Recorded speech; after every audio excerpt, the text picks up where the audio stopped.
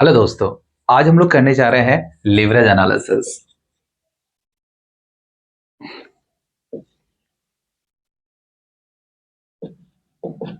ना so basically guys, जब हम लोग कैपिटल स्ट्रक्चर्स की बात करते हैं या हमारे बिजनेस में जब फंड हम लोग राइज करते हैं तो फंड के लिए जब हम कैपिटल्स वाला जो कैलकुलेशंस है उसको कैपिटल्स को कैसे अरेंज करना है और उसके बाद किन किन सोर्सेज से अरेंज करना है और जिन भी सोर्सेज से जब हम लोग अरेंज करते हैं और अरेंज करने के बाद जब उसका जो बर्डन आता है और यहाँ पर हम लोगों को मैक्सिमम प्रॉफिट जो अर्न करना होता है, इसी प्रॉफिट के एनालिसिस के लिए हम लोग यहाँ पर लीवरेज एनालिसिस देखते हैं।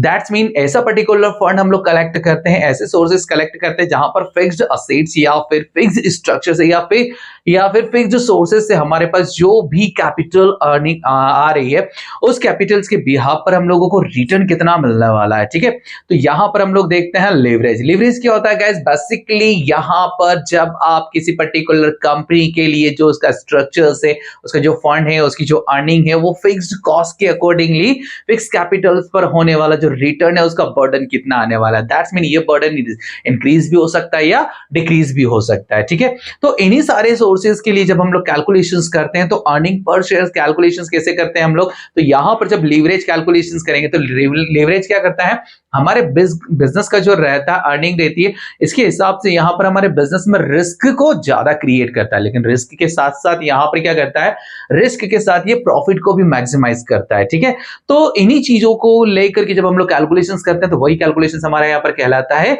Leverage analysis. अब लीवरेज एनालिसिस जो है वो कितने टाइप्स के हैं, ठीक है, तो यहां पर हम लोग देखेंगे types of leverage analysis.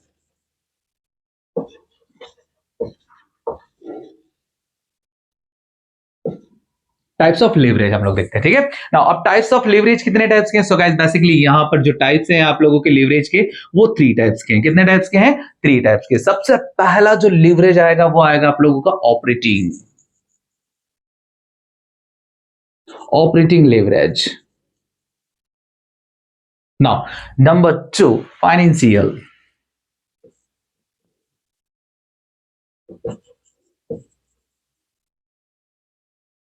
Okay, और नंबर 3 जो रहेगा वो रहेगा आपका कंबाइन।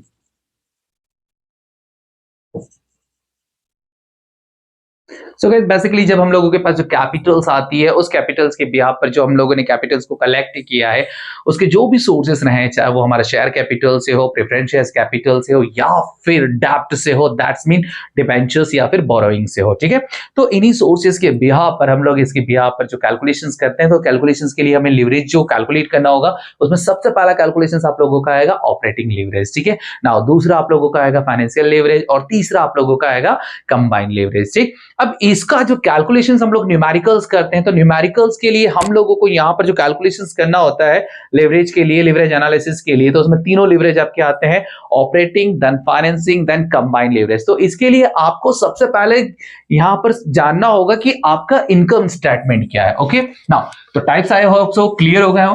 तो जब इसका कैलकुलेशंस हम लोग करेंगे तो कैलकुलेशंस के लिए हम लोगों को देखना पड़ेगा यहां पर इनकम स्टेटमेंट। ओके, नाउ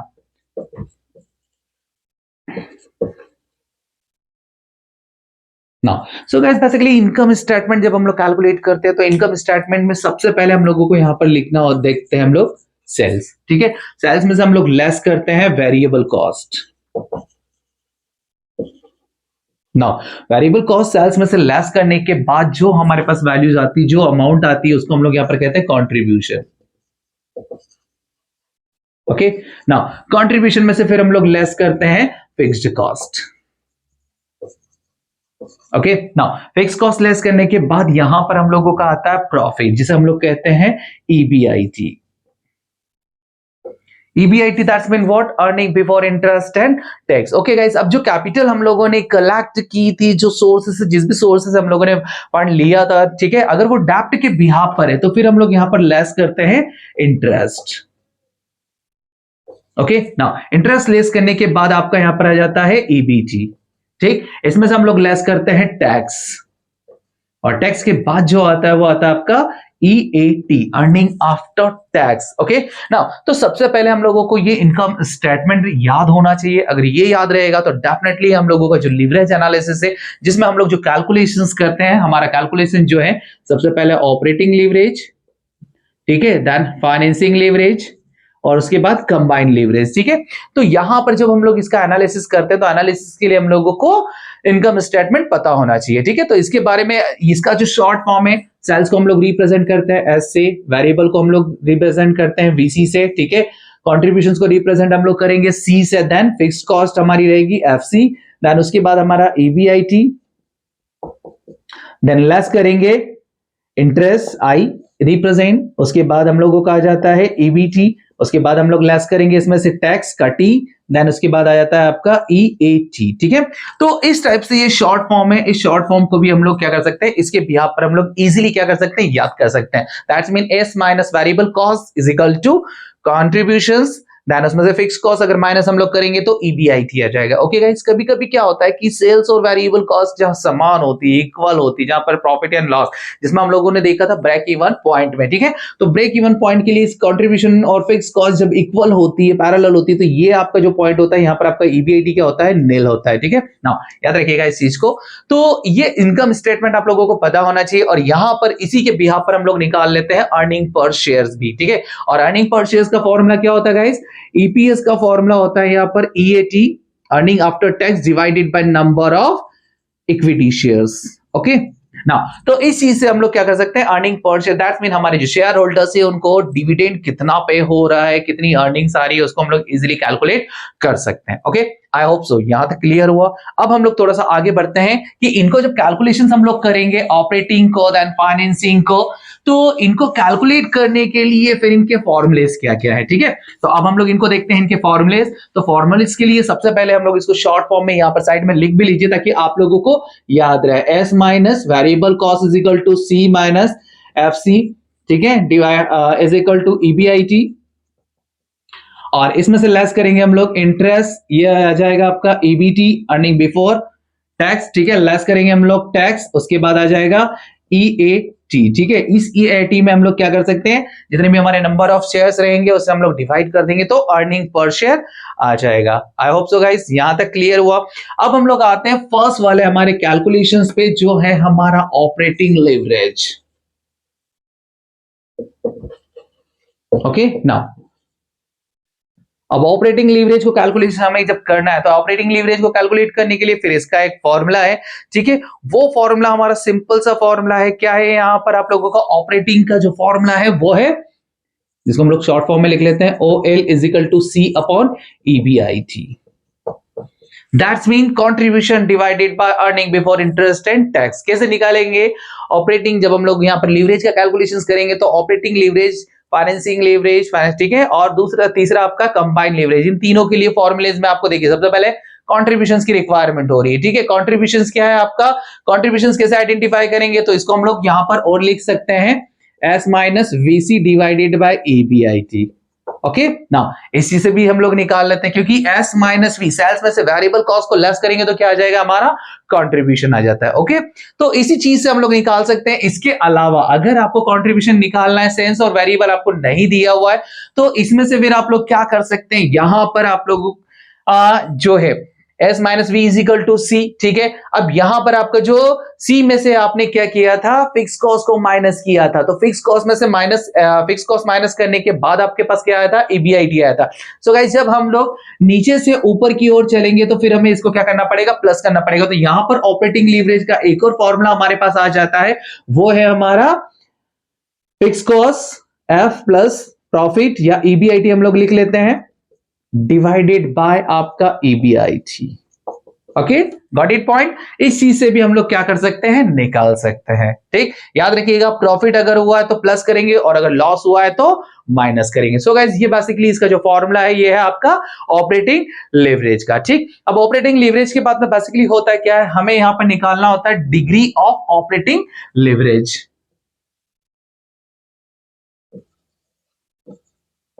ठीक है, अब डिग्री ऑफ ऑपरेटिंग लीवरेज के लिए आपको क्या चाहिए यहां पर, तो डिग्री ऑफ ऑपरेटिंग लीवरेज का जो फॉर्मूला है वो है आपका percentage changes in EBIT divided by percentage change in sales. Okay now अब ये परसेंटेज चेंज कैसे निकालेंगे? सो गाइस बेसिकली जितना भी आप लोगों का प्रोडक्शन से आउटपुट है, उस आउटपुट के बिहाफ पर जब आप लोग कुछ भी चेंजेस करते हैं, जस्ट लाइक अबाउट अभी अगर रिसेंटली अगर 5000 यूनिट्स का प्रोडक्शन कर रहे हैं तो 5000 से यूनिट अगर बढ़ाना चाहते हैं, 8000 करना चाहते हैं, 10000 करना चाहते हैं या फिर 5000 से 4000 करना चाहते हैं, तो जितना परसेंटेज आप लोगों ने आउटपुट में चेंजेस किया हुआ है, जितना यूनिट्स में चेंज किया है, उसके बिहाफ पर यहां पर आप लोगों के पास जो चेंजेस आ रहा है, दैट्स मीन हर एक के लिए स्टेटमेंट हम लोग यही प्रिपेयर करेंगे, चाहे आप लोग यूनिट इंक्रीज कीजिए या डिक्रीज कीजिए, उसमें इनकम स्टेटमेंट के बिहाफ पर आप लोगों का जो भी चेंजेस आएगा ईबीआईटी में और सेल्स में, ठीक है, तो उसी के बिहाफ पर परसेंटेज चेंजेस हम लोग निकाल लेंगे और वो जो रहेगा आपका बेसिक यहां पर जब ईबीआईटी हम लोग कैलकुलेट करेंगे, ठीक है, तो यहां पर परसेंटेज चेंजेस कैसे निकालेंगे? तो जो भी प्रॉफिट आप लोगों का चेंजेस हुआ है वो प्रॉफिट के बिहाफ पर रहेगा, सेल्स आप लोगों का चेंजेस हुआ है वो सेल्स के बिहाफ पर, दैट्स मीन बेस ईयर, ठीक है, तो जितना भी प्रॉफिट चेंजेस आ रहा है उसके बिहाफ पर हम लोग यहां पर इजीली इसको कैलकुलेट कर लेंगे। सो गाइस ये हुआ आप लोगों का operating leverage. Okay I hope so यहां तक क्लियर हुआ हो। अब हम लोग नेक्स्ट पर आते हैं जो है हम लोगों का financial leverage.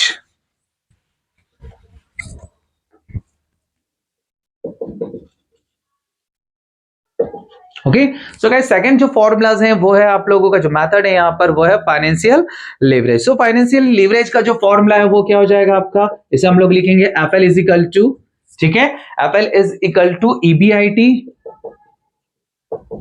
Divided by EBT. अब EBT that's mean what?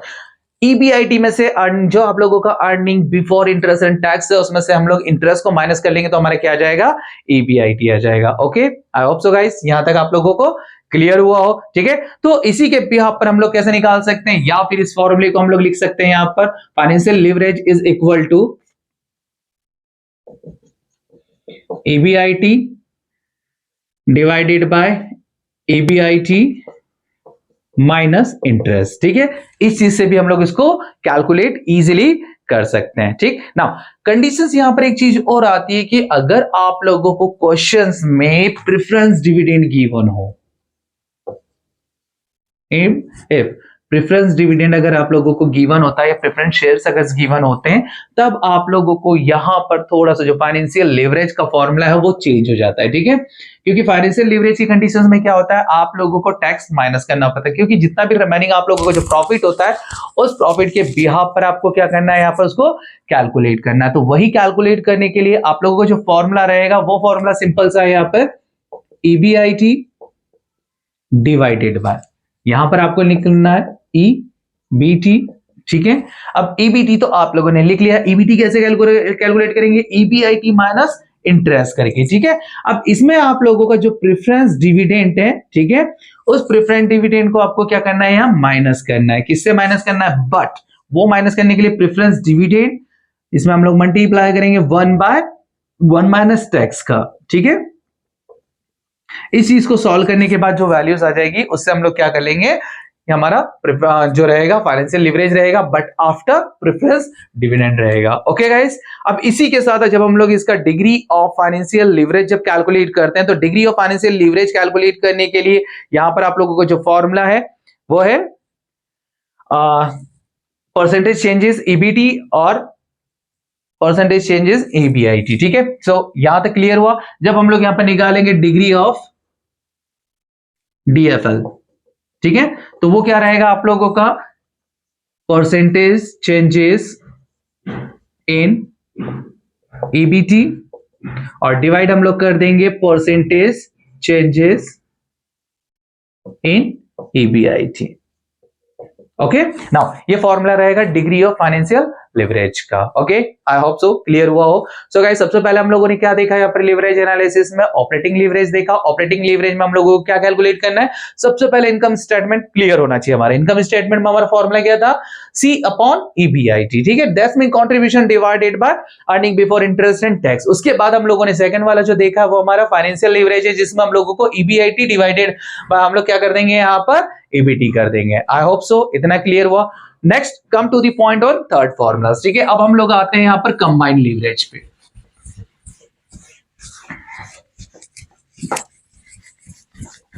Now so guys basically अब यहां पर जो थर्ड फॉर्मूला है आप लोगों का वो है combined leverage.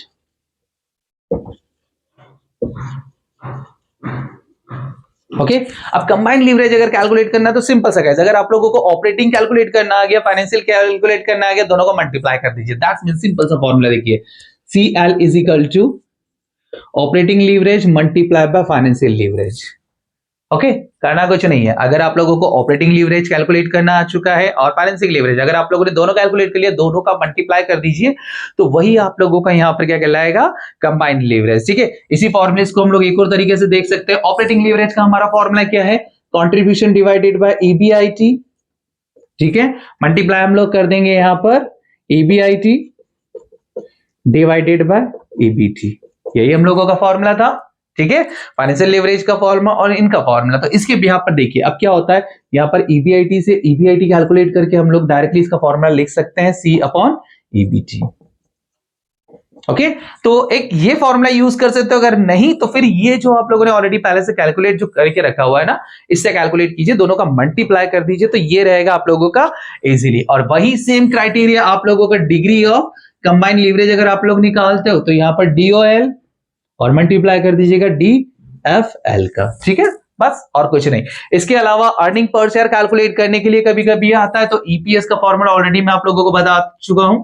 Earning per share का फॉर्मूला क्या है, जो भी आप लोगों का अर्निंग आफ्टर टैक्स, ठीक है, अर्निंग आफ्टर टैक्स आया उसमें डिवाइड हम लोग कर देंगे number of equity share holders से। ठीक है, इक्विटी शेयर्स कैपिटल या इक्विटी शेयर से ना, तो इस टाइप से जो कैलकुलेट हम लोग करेंगे तो वो हमारा कहलाएगा यहाँ पर earning per share. I hope so guys, यहां तक आप लोगों को फाइनेंशियल लीवरेज जो लीवरेज एनालिसिस है वो क्लियर हुआ। एक बार फिर से बता दूं, फाइनेंशियल जब लीवरेज हम लोग कैलकुलेशंस करते हैं तो लीवरेज हम लोगों के जैसे लीवर का एक बॉडी में काम किया जाता है, कैपिटल्स कैसे इनफ्लो एंड आउटफ्लो करती है, तो उसी इनफ्लो एंड आउटफ्लो के बिहाफ पर जितना हम लोग ले रहे हैं उसके बिहाफ पर आउटफ्लो हमारा कितना होने वाला है, कितना फंड हम लोगों का जाने वाला है, उसी चीज को हम लोग कैलकुलेट करते हैं। ठीक, तो उसी को कैलकुलेट करने के लिए लीवरेज एनालिसिस किया जाता है। और लीवरेज एनालिसिस जो होता है वो आपका 3 टाइप्स का होता है। सबसे पहला आप लोगों का ऑपरेटिंग लीवरेज, दूसरा आपका फाइनेंशियल लीवरेज, और दोनों का मल्टीप्लाई कर दो तो combined leverage. Okay, I hope so, thank you.